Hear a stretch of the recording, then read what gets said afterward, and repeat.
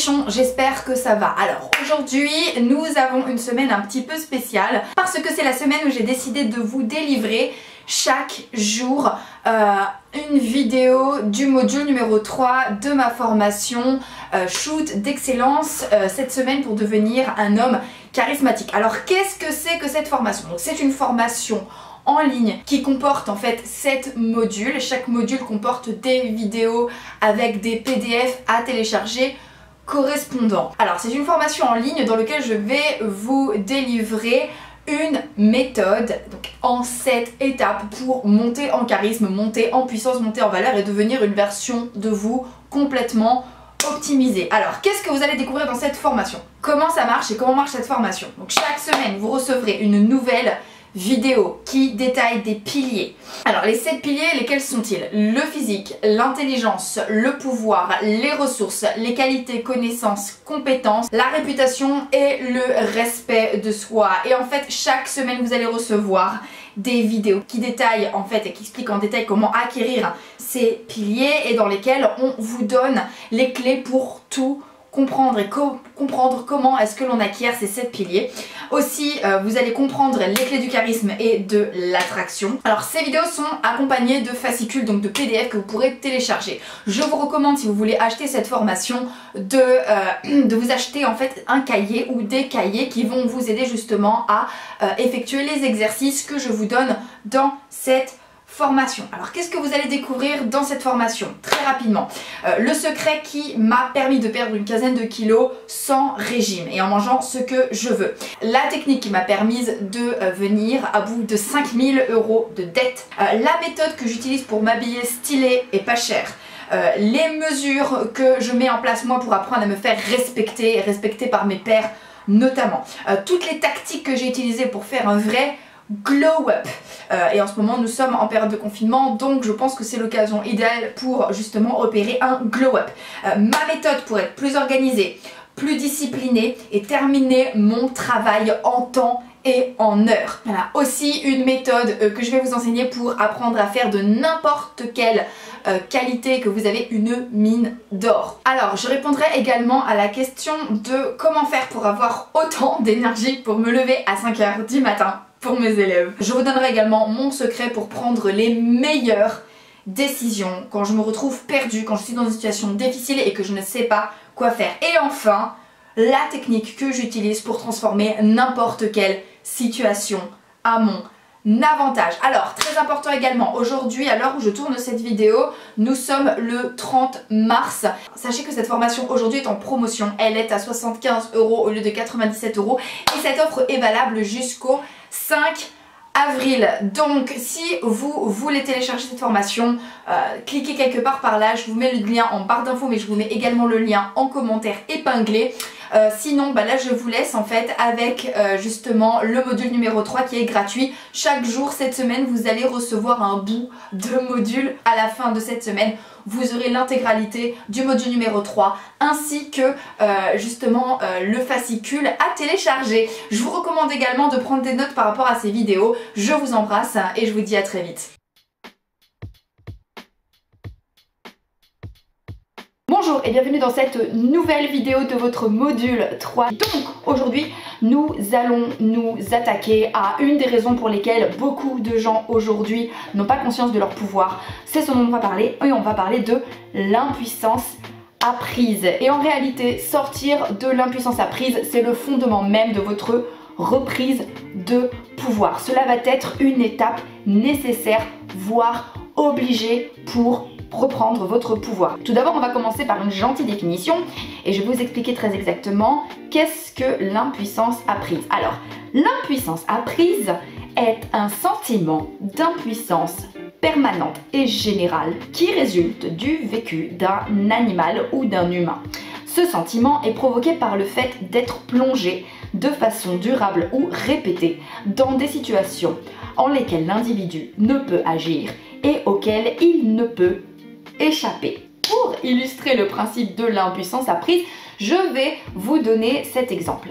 On va imaginer un éléphanteau, d'accord? Il est petit, il est relativement faible hein, parce que c'est un bébé et lorsque un éléphanteau est petit encore, vous pouvez l'attacher à un meuble un peu lourd ou à un mur, quand bien même ce mur est un peu fébrile, l'éléphanteau ne disposera pas de la force nécessaire pour s'enfuir, d'accord? Donc il ne pourra pas casser le mur, il ne pourra pas casser le meuble et il ne pourra pas briser non plus ses chaînes, donc il ne pourra pas se casser. Si vous attachez à plusieurs reprises en fait cet éléphanteau au meuble ou au mur, à plusieurs reprises l'éléphanteau va essayer de s'échapper, il va essayer plusieurs fois, mais à chaque fois vous allez l'attacher, à chaque fois qu'il va essayer de s'échapper, il va rencontrer une résistance, donc le mur ou le meuble, et il va intégrer comme ça le fait que le mur ou le meuble sont plus costauds que lui, sont plus forts que lui, et qu'il ne peut donc casser ni ce mur ni ce meuble. Conséquence de quoi l'éléphanteau ne va plus oser en fait essayer de s'échapper à partir du moment où il sera attaché. Conséquence de quoi, l'éléphant ayant grandi, si vous l'attachez à ce même mur ou à ce même meuble, l'éléphant devenu grand et pourtant ayant développé une force incroyable, renoncera et n'essaiera malgré tout pas de s'échapper, quand bien même il peut fuir, quand bien même il peut défoncer le meuble, quand bien même il peut défoncer le mur, il ne va pas fuir, il va rester attaché, il va s'asseoir en fait sèchement et il va renoncer tout simplement à essayer de s'enfuir.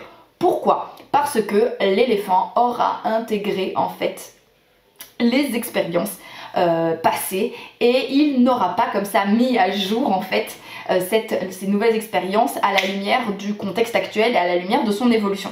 C'est-à-dire que l'éléphant n'aura pas intégré le fait que, étant devenu grand et étant devenu plus puissant, il est maintenant en mesure de s'échapper, il n'aura pas fait l'update dans sa tête. Et bien c'est exactement ce qui se passe en ce qui nous concerne et c'est exactement le phénomène qui nous fait intégrer comme ça l'impuissance apprise. Et donc nous découvrons l'impuissance apprise dans toutes les situations où nous avons à plusieurs reprises essayé de faire quelque chose, nous avons à plusieurs reprises dans notre vie fourni un effort et nous avons rencontré des résistances à cet effort et nous n'avons pas eu les résultats espérés. Et ces expériences répétées ou ces expériences en continu font que nous renonçons au bout d'un moment à fournir un effort et font que nous renonçons au bout d'un moment à essayer d'obtenir gain de cause. Et donc aujourd'hui, le but de cette vidéo, ça va être de voir les diverses situations, les divers contextes qui peuvent en fait vous avoir fait imprimer comme ça l'impuissance apprise et ça va être de se défaire au fur et à mesure de justement cette impuissance apprise. Alors, quelles sont les expériences qui peuvent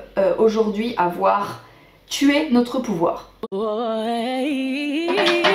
Première expérience qui peut avoir tué notre pouvoir, il s'agit ici des punitions arbitraires ou des punitions non expliquées. Je m'explique. Alors, petit disclaimer avant tout, loin de moi l'envie de fustiger les parents, d'accord? Je ne suis moi-même pas encore maman et j'ai conscience du fait que aujourd'hui, les parents, avant d'être parents, sont avant tout des humains à qui il est arrivé d'avoir des enfants. Ce qui fait que même si nos parents sont les parents les plus aimants du monde, sont les parents les plus incroyables du monde, sont les parents les plus chouettes du monde et sont des parents qui sont pleins de bonne volonté et qui nous souhaitent le meilleur, il peut leur arriver parfois de nous inculquer une expérience d'impuissance apprise pour un milliard de raisons, aussi louables étaient-elles. Pour me faire comprendre, je vais vous donner mon exemple. Quand j'étais petite, j'étais assez créative, je parlais énormément et j'imaginais énormément de choses. Et j'avais également ce qu'on appelle une grande bouche. Je sais, c'est assez étonnant, hein. Mais lorsque j'étais petite, c'était très mal vu. Et j'étais la plupart du temps réprimandée par mes parents. Je n'étais pas forcément punie, si ça m'était déjà arrivé quand je disais des grosses bêtises.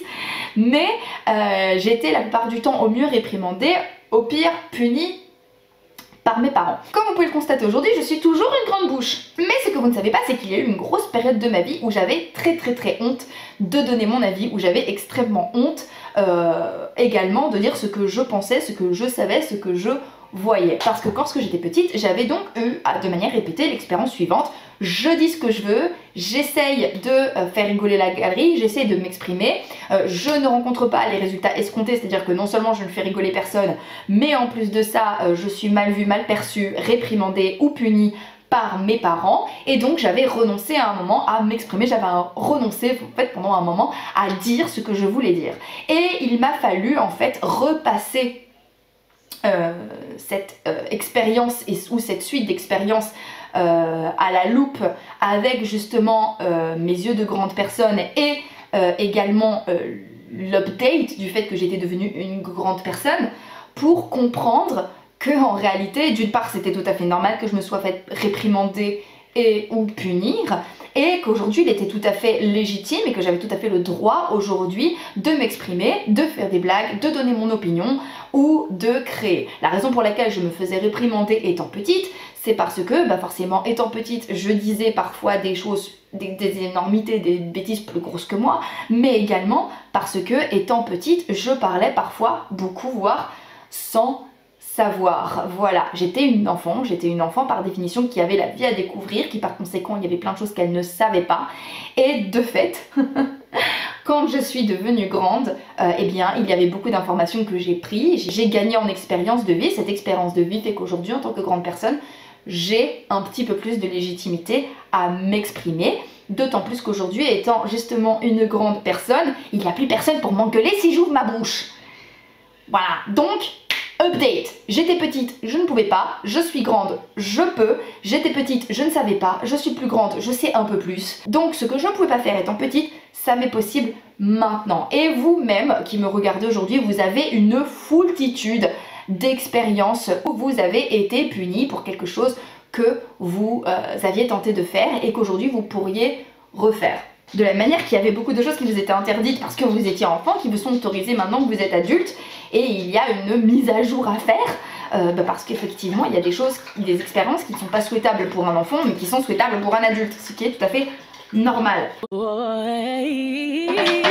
Ensuite, prochain élément qui peut vous avoir inculqué l'impuissance apprise, c'est l'autorité qui n'a jamais été remise à jour ou remise en question. Je fais partie de la génération Y, également appelée la génération Y, et ça fait encore plus sens en anglais parce que Y en anglais ça veut aussi dire pourquoi.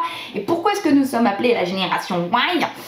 Eh bien parce que ma génération a cette très méchante tendance à ne pas exécuter une directive ou à ne pas reconnaître une autorité à partir du moment où elle ne nous semble pas justifiée. Et bien je pense que ce qui est considéré dans le monde du travail comme notre plus gros défaut est en réalité une de nos plus grosses forces. Et encore une fois, pour m'expliquer, je vais vous donner un élément de langage qui est tiré de notre enfance. Lorsque nous étions petits et que l'on nous donnait en fait, et que l'on nous ordonnait en fait de ne pas bouger et de respecter les consignes qui nous étaient données, le conseil que nous donnait, l'injonction que l'on nous donnait, c'était sois sage, d'accord? Et par conséquent, depuis que nous sommes tout petits, nous avons assimilé le fait d'être sage avec le fait d'être obéissant. Et en anglais pareil, ça s'illustre parce que lorsque on veut dire à un enfant de rester calme et d'obéir, on lui dit be good, ça veut dire sois bien, sois un bon garçon, sois une bonne fille, be a good boy, be a good girl. En réalité, en grandissant, nous avons assimilé le fait d'être sage et ou le fait d'être quelqu'un de bien avec le fait d'être obéissant. Sauf que la définition de la sagesse n'a absolument rien à voir avec la définition de l'obéissance. Et c'est la raison pour laquelle je vous invite aujourd'hui à être sage mais à être absolument pas obéissant, ou en tout cas pas obéissant sans raison. Je pense sincèrement que chercher à comprendre les raisons d'une directive ou les raisons pour lesquelles quelqu'un a posé son autorité quelque part me semble tout à fait justifié et tout à fait normal. Et je vous invite comme ça à vous assurer que lorsque l'on vous donne une directive ou lorsque quelqu'un impose son autorité et joue de son autorité pour obtenir de vous quelque chose, vous demandez en fait du bien fondé de tout ça. Et j'invite en fait toutes les personnes qui me regardent à vérifier s'ils suivent des ordres nécessaires ou pas. Faites-vous confiance, nous sommes des grandes personnes, nous sommes des adultes. Je vous renvoie en fait à un des modules ultérieurs qui va apparaître dans les semaines à venir, qui est le module sur l'intelligence, où nous allons travailler ensemble à développer justement notre capacité de compréhension du monde. Faites-vous confiance, vous êtes en mesure de comprendre une situation et vous êtes en mesure de savoir si un ordre est bon pour vous ou pour le bien commun ou pas. Donc ça, ce sont l'ensemble des expériences qui peuvent nous avoir fait imprimer l'impuissance apprise. Sauf que ces expériences-là manquent cruellement d'une mise à jour, qui peut être une mise à jour personnelle, c'est-à-dire qu'entre-temps nous avons évolué, nous avons grandi, nous avons gagné en maturité, nous avons gagné en compétences, nous avons gagné en connaissances, nous avons gagné en ressources, ou alors d'une mise à jour contextuelle, c'est-à-dire que par exemple une interdiction peut aujourd'hui devenir caduque parce que les temps ont évolué, parce que la science évolue, parce que la science par exemple nous permet plus de choses. Pour vous donner un ordre d'idée, certains aliments étaient interdits du temps où on ne pouvait pas réfrigérer en fait la nourriture, et aujourd'hui c'est complètement autorisé parce qu'aujourd'hui nous avons la possibilité de garder les aliments plus longtemps. De fait, certaines injonctions du passé de ne pas manger tel ou tel aliment qui pourrait très vite nous rendre malades n'ont plus lieu d'être, donc deviennent caduques et obsolètes, parce qu'aujourd'hui, il y a énormément d'aliments que nous pouvons réfrigérer et que nous pouvons garder. De la même manière que peut-être que justement des tentatives infructueuses par le passé, aujourd'hui seraient des tentatives fructueuses parce que entre temps vous avez grandi, vous avez mûri, vous avez passé votre diplôme, vous avez appris des choses, vous êtes monté en compétence, vous avez acquis un nouveau métier, vous avez changé de style, vous avez changé de look, vous avez appris des choses. En gros, la personne que vous étiez à l'époque où vous avez imprimé ces expériences d'impuissance apprise n'existe plus, vous êtes devenu quelqu'un d'autre. Vous étiez petit, vous ne l'êtes plus, vous étiez incompétent, vous êtes devenu compétent, vous n'aviez pas de diplôme, vous avez un diplôme, il vous manquait des ressources, vous avez des ressources. Qu'est-ce que l'on fait de toutes les informations que je viens de vous donner? Eh bien c'est très simple, on pète ces croyances limitantes. Alors comment est-ce que l'on fait? Eh bien tout d'abord on revient sur toutes les expériences que nous avons vécues qui ont pu nous faire perdre aujourd'hui en puissance. Et donc je vais vous poser cette question qui est la question la plus importante de votre vie, c'est si vous étiez sûr d'y arriver, qu'est-ce que vous feriez de votre vie? Si vous étiez sûr de ne jamais rien échouer, qu'est-ce que vous feriez de votre vie? C'est pour ma part la question la plus importante que l'on m'a posée dans toute ma vie, et c'est la question qui, en ce qui me concerne, a carrément changé ma vie. Et alors là vous allez me dire, alors moi lorsque je pose cette question à mes élèves, la plupart du temps ils me donnent d'autres objectifs qui sont assez réalistes, du genre j'habite dans un 30 mètres carrés, bah, j'habiterai peut-être dans un 40 mètres carrés, ou je suis salarié, je pense que je me rajouterai une activité en plus qui pourrait me rémunérer, genre un side hustle quoi, un job d'appoint. Et je leur dis d'accord, si tu étais sûr de ne jamais rien rater, ce serait ça ta vie. Et en général après mes élèves me répondent quelque chose comme bon ok, peut-être que j'habiterai à Rio dans un putain de manoir avec une meuf archi bonne. Et je fais ah bah voilà. Et puis je serai chef d'entreprise et multimillionnaire. Je fais ah bah voilà. C'est ça que je veux entendre. Alors ça veut pas dire que tout le monde doit devenir des multimillionnaires qui habitent à Rio avec une super meuf trop bonne. Si c'est ce que vous voulez, c'est tout ce que je vous souhaite. Mais ce que je veux dire c'est que là on est dans un cas typique où mon élève, à partir du moment où je lui ai demandé ce qu'il voudrait faire, il ne sait pas... en fait, il s'est donné des objectifs un petit peu plus ambitieux, mais dans la limite de ce qu'il se pense possible aujourd'hui. Or, entre ce qu'il se pense capable de faire et ce qu'il peut effectivement faire, il y a énormément de différences, et c'est exactement pareil, il y a énormément de différences pour vous. On va regarder tout d'abord ensemble quelles sont les croyances limitantes que vous pouvez péter, qui sont plutôt de l'ordre de l'éducation ou du contexte. Ensuite on va voir les limites internes. Alors donc prenez un papier, un stylo et notez la vie que vous mèneriez si vous étiez sûr de ne jamais rien rater. Et là franchement c'est pas le moment d'être humble. Alors là c'est pas le moment d'être humble, d'accord, vous vous faites kiffer. Si vous voulez habiter au bord de la mer, vous habitez au bord de la mer. Si vous voulez habiter à Rio de Janeiro, vous habitez à Rio de Janeiro. Si vous voulez habiter en Californie, vous habitez en Californie.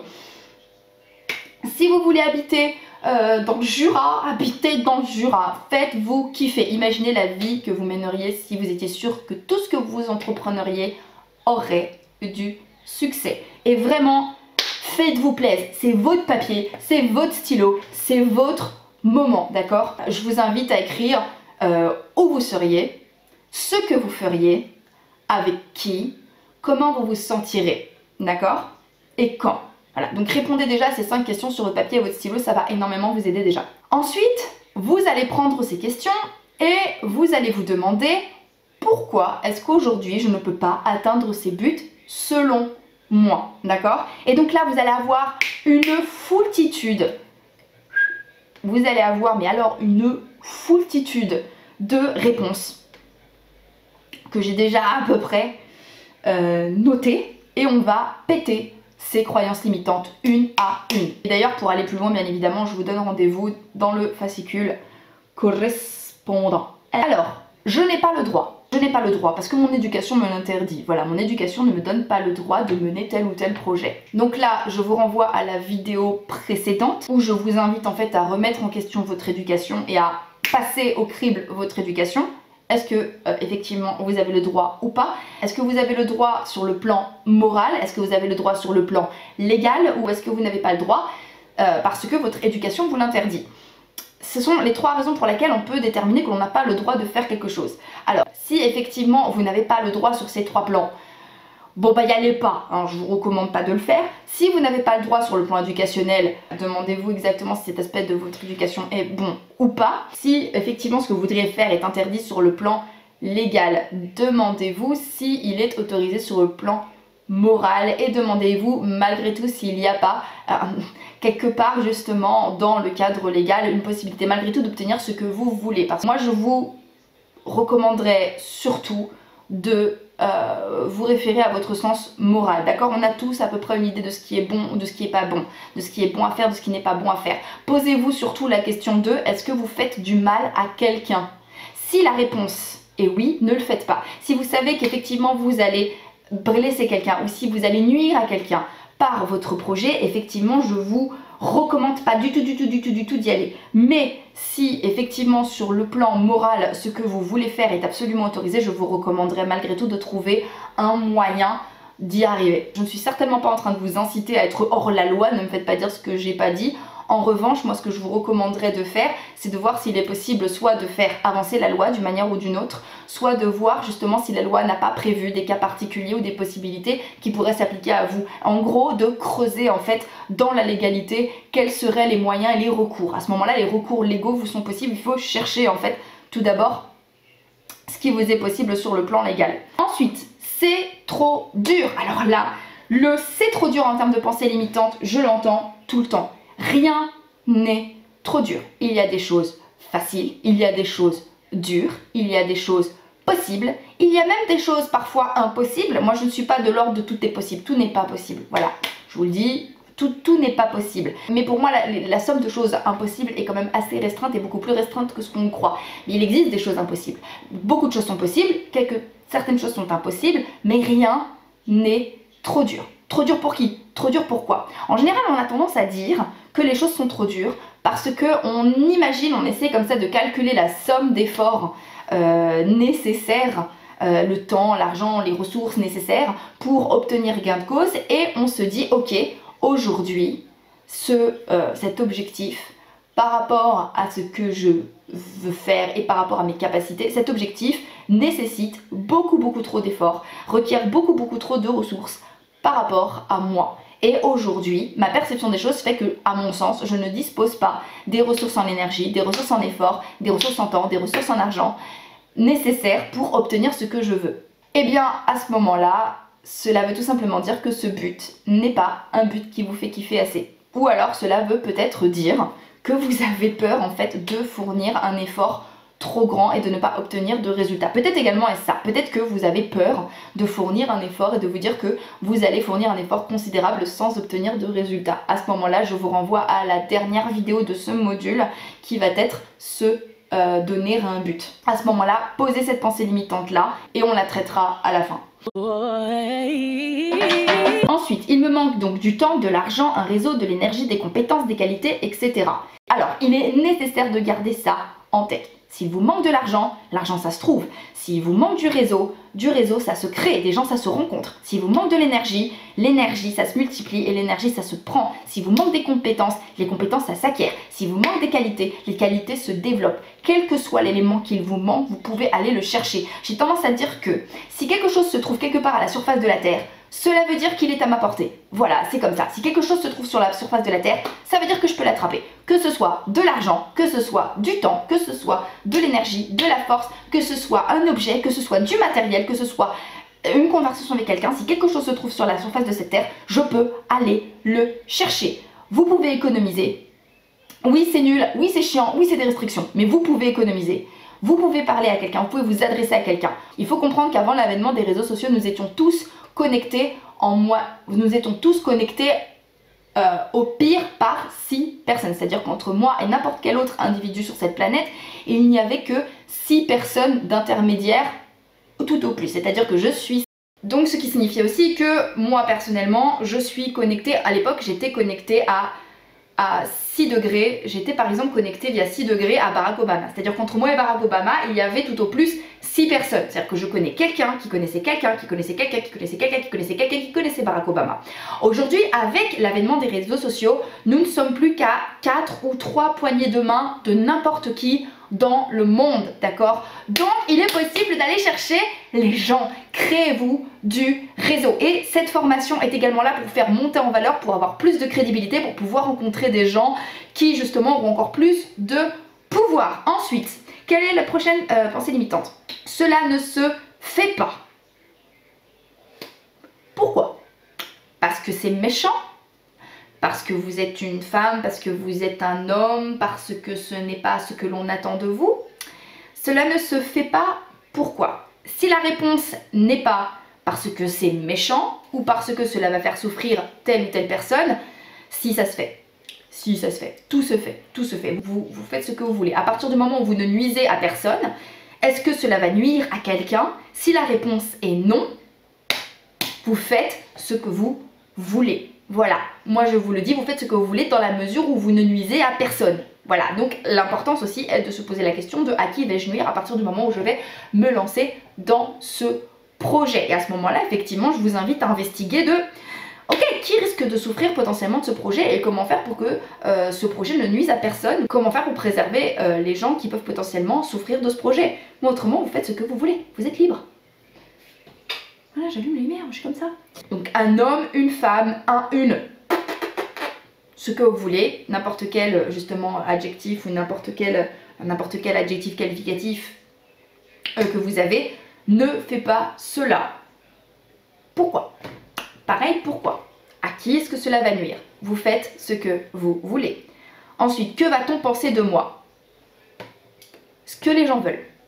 Ce que les gens veulent. Si vous avez peur de ce que les gens vont penser de vous, posez-vous encore une fois la question suivante. Est-ce que ce que je m'apprête à faire ou est-ce que ce que j'ai envie de faire, est-ce que mon projet va nuire à qui que ce soit? Si la réponse est non, vous faites ce que vous voulez. Je vais perdre des gens. Est-ce que ces gens sont vraiment vos amis? Est-ce que ces gens vous veulent vraiment du bien? Je vous renvoie au module numéro 1 où je vous posais la question de quelqu'un qui n'a pas envie que vos projets aboutissent, quelqu'un qui n'a pas envie de vous voir, vous réaliser. Est-il quelqu'un qui vous veut du bien? Non. Voilà. À partir du moment où cela ne le touche pas, à partir du moment où cela ne l'impacte pas dans sa vie quotidienne, non, ce n'est pas son problème. Voilà, il va se faire voir. Donc à partir de ce moment-là, qu'est-ce que l'on fait? Eh bien c'est simple, on fait le point sur ce dont on a besoin en termes de temps, d'argent, d'énergie, de ressources, de matériel et on prend le temps d'acquérir tout ça. Si vous manque des compétences, allez les chercher. Si vous manque des qualités, allez les développer. Si vous manque du temps, prenez-le. Si vous manque de l'énergie, faites attention à votre hygiène de vie. Je vous renvoie encore une fois au module numéro 1 et vous aurez plus d'énergie. Mais dans tous les cas, le but de cette vidéo était de passer au crible vos pensées limitantes et de revenir sur le concept de l'impuissance apprise. Aussi, demandez-vous quelles étaient les qualités, les compétences, le statut nécessaire que vous n'aviez pas à l'époque où vous avez imprimé justement ces expériences apprises. Et demandez-vous si aujourd'hui vous les avez. Faites l'update dans votre tête de qui vous étiez, quel était le contexte, quelle était la situation au moment où vous avez imprimé ces expériences, qui vous êtes aujourd'hui, dans quel contexte vous trouvez-vous, dans quelle situation vous trouvez-vous aujourd'hui, que les choses ont changé parce que rien n'est figé. Voilà, c'était pour la vidéo numéro 2 du module numéro 3. Je vous donne rendez-vous très vite pour la vidéo suivante, toujours dans le même module.